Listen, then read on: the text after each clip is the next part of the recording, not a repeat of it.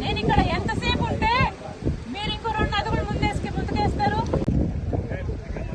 West Godavari జిల్లాలో తాడేపల్లిగూడెం నియోజకవర్గంలో ఇంతమంది రైతులు, నష్టపోయిన రైతులతో మాట్లాడడం జరుగుతుంది. ఇక్కడ మీరు వెనకాల చూస్తున్నారు, ఇలా వీళ్ళ పంటల్లోకి నీళ్ళు వచ్చిన పరిస్థితి. ఈ పరిస్థితి కేవలం ఈ గ్రామానికి చెందే 500 ఎకరాలు. ఇలా చుట్టుపక్కల గ్రామాలు, ఈ జిల్లా అంతా కలుపుకుంటే కనీసం 40,000 ఎకరాలు ఇలా నీట మునిగిందని అంచనా. మరి రైతులు ఇంతగా నష్టపోతుంటే ఏ ప్రభుత్వానికైనా ఎందుకు కనిపించడం లేదు? ప్రతి రైతు ఇక్కడ చెప్తున్నారు, అమ్మా ప్రతి ఒక్కరికి కనీసం 14,000 రూపాయలు ప్రతి ఎకరాకి పెట్టుబడి అయింది.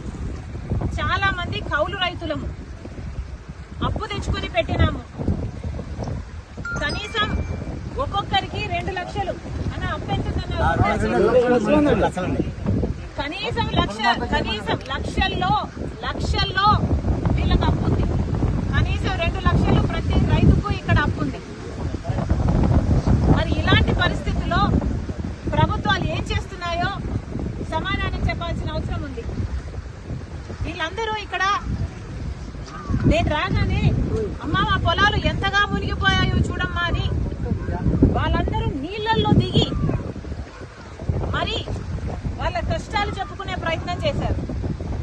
అందుకే నేను కూడా నీళ్లలో దిగి వాళ్ళ కష్టాలకు రావాల్సిన అటెన్షన్, రావాల్సిన నష్టపరిహారం కోసం ఈరోజు కాంగ్రెస్ పార్టీ కూడా వాళ్ళ కష్టాలలో భాగం పంచుకోవడానికి ఈరోజు మేము కూడా నీళ్లలో దిగి మాట్లాడుతున్నాం. ప్రభుత్వాలు కళ్ళు తెరవాల్సిన అవసరం ఉంది.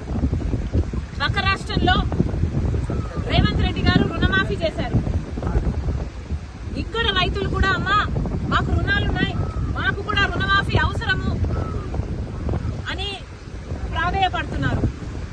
చంద్రబాబు గారికి చెప్తున్నాము, చంద్రబాబు గారు కాంగ్రెస్ పార్టీ కనుక అధికారంలోకి వచ్చుంటే తెలంగాణలో మాదిరిగానే ఇక్కడ కూడా 2 లక్షల వరకు రుణమాఫీ చేసే వాగ్దానం మేము ఇచ్చాం. కానీ మీరు ఇవ్వనంత మాత్రాన చెయ్యకూడదు అని రూల్ ఎక్కడా లేదు.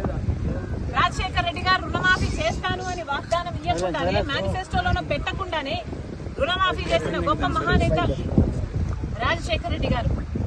చంద్రబాబు గారు కూడా రైతులను ఆదుకోవాల్సిన అవసరం ఉంది అని కాంగ్రెస్ పార్టీ డిమాండ్ చేస్తుంది.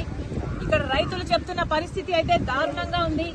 అమ్మా ప్రతి సంవత్సరము ఇక్కడ నీళ్లు ఇలాగే పొంగి పొర్లుతున్నాయి. ఎర్రకాలువ పైనుంది, ఎర్రకాలువలో మరమ్మతులు జరగలేదు, మోడర్నైజేషన్ ఏ కెనాల్స్ లోనూ జరగలేదు. అక్కడ గనక పూడికలు తీసునుంటే మాకు ఇన్ని నీళ్లు రాకపోయేవి, ఇంత దారుణంగా పరిస్థితి ఉండేది కాదు అంటున్నారు.